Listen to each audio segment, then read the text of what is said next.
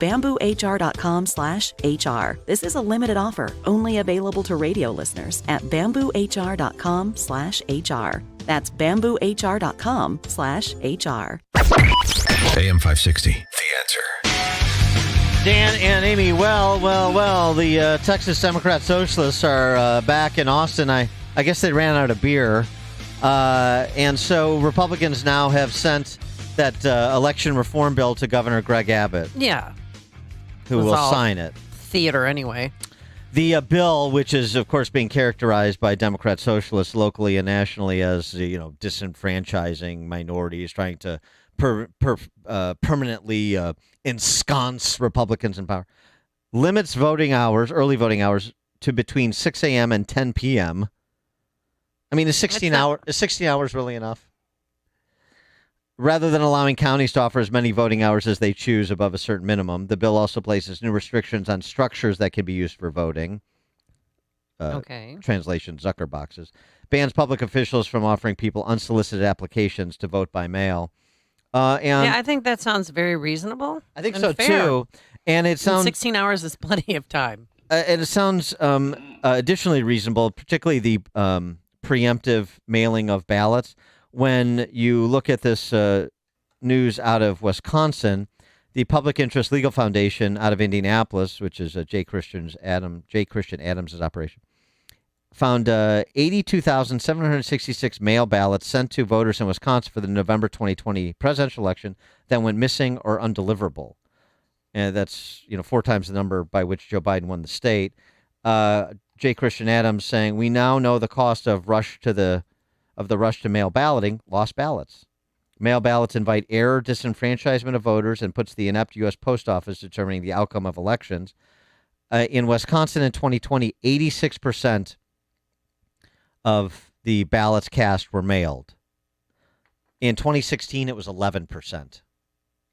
You think that ad hoc change on that order, and there's no pitfalls with respect to the administration of these elections, even if people are well-intentioned, much less to the extent that there are some people in some jurisdictions that are not? Very interesting. For more on this, as well as the matter at the border, pleased to be joined again by Kris Kobach. He is the former Kansas Secretary of State. He's currently General Counsel for the Alliance for Free Citizens.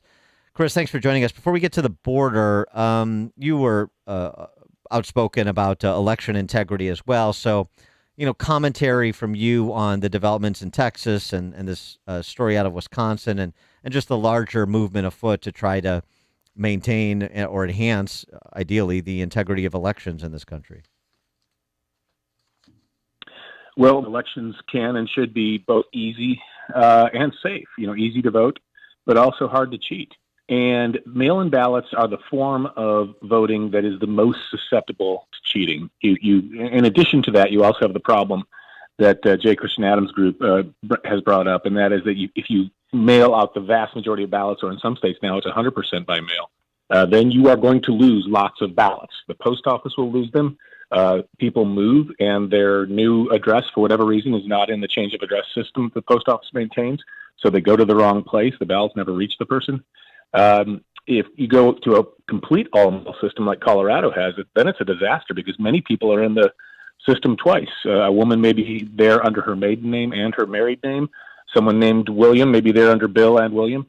And these are actual things that have happened and been documented in Colorado. So trying to put some protections on mail-in voting, and no one's saying get rid of it completely. Everyone is saying who's serious about election security is saying, okay, let's put some protections in place. Let's make sure that what we did in Kansas, for example, I drafted a law that we passed that basically has the equivalent of photo ID for mail-in voting. When you request your ballot, you have to sign the request form. Your signature will be verified. You have to provide a photocopy of the photo ID or write your entire driver's license number down, and that will be checked, as will your signature, to make sure that you are the one requesting your ballot. These are not difficult things to do, but lately the left just goes completely ballistic if you suggest these very reasonable steps to ensure that nobody is voting your mail-in ballot except you. Well, Kamala Harris, the vice president, said it's hard for farmers in rural areas because they don't have access to copy machines. So what are we going to do?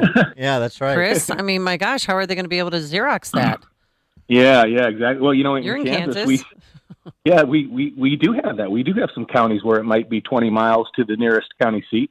They may not have a copy machine, but you don't need that. One of the things we pointed out is that just about every cell phone has a picture a camera these days, and that's allowed as well. You can text in your picture of your photo ID, but again, most people can use the state driver's license number rather than a photocopy of the photo ID. That Wait makes a so much second. sense, though. Wait a second. Farmers now have cell phones?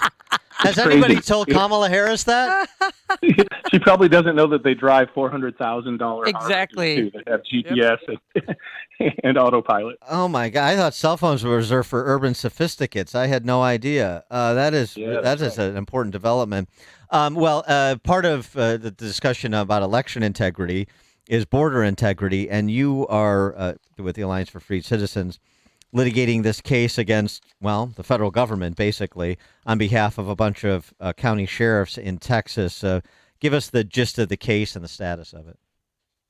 Well, we're awaiting a preliminary injunction ruling from the judge. We're in federal district court in Galveston, Texas. It's a group of Texas sheriffs who are simply asking that the Biden administration be required to follow the law. There are 3 different statutes that Congress passed in the 90s to get rid of catch and release and simply to say there are some decisions that we are not going to put in the discretion of political leaders who are, running the Border Patrol or ICE. And those are that when a person comes into the United States, you can no longer catch and release them. One of the statutes we're suing under says that when that person comes in, you must either detain them or turn them around across the border and have them remain in Mexico. That Trump policy wasn't made up of thin air. It's actually an option that Congress gave. And you must, if the person isn't turned around and sent to his home country immediately, then you must put him in removal proceedings, issue what's called a notice to appear, give him a date in court. And if he doesn't show up, then he is ordered removed in absentia without him being there. The Biden administration is violating that law in multiple ways. There's also statutes Congress said that if certain people who have committed a whole host of crimes are being deported, they have to be detained during the entire time that they are having their removal hearings and waiting for their removal hearings. Biden administration has ignored that, and we document in our lawsuit many, many horrific cases where the Biden administration is basically telling sheriffs, turn them loose, we don't want to hold on to them. People who are convicted of aggravated sexual assault on a child, robbery, all kinds of assault with a deadly weapon. I could go down the list. Drug dealing, and that is still the case with the Biden administration, despite the Supreme Court ordering the Remain in Mexico policy to be reinstated last week. Yes, it is still the case. Now, that decision, another federal judge in Texas, was a great decision, and want that decision to be on ice while we appeal. And the Supreme Court said, no, the decision goes into effect. You can still appeal. Well, the Biden administration, Monday of this week, issued a statement saying, okay, we'll comply with the court's ruling. We will begin to comply by contacting Mexico and negotiating with them. That's not how you comply. No, you comply with the law. Yeah, you comply with the law, and you start immediately executing the same policy that Mexico was okay with under the Trump administration. But it appears the Biden administration is going to be spinning its wheels, running the clock, saying, "Oh yeah, we're talking with Mexico," as a pretext for not being able to comply with the judge's order. It's shameful. And thus the relevance of the suit that you're litigating. He is Kris Kobach, former Kansas Secretary of State, currently General Counsel of the Alliance for Free Citizens. Kris, thanks for joining us again. Appreciate it. My pleasure. Thank you. And he joined us on our turnkey.pro answer line. Coming up on Chicago's Morning Answer. Oh, it's a place where your parents went to school, Dan. They did. They are NIU alums, and football is upon us. I think Northwestern plays Michigan State on Friday. Yeah. I can't wait.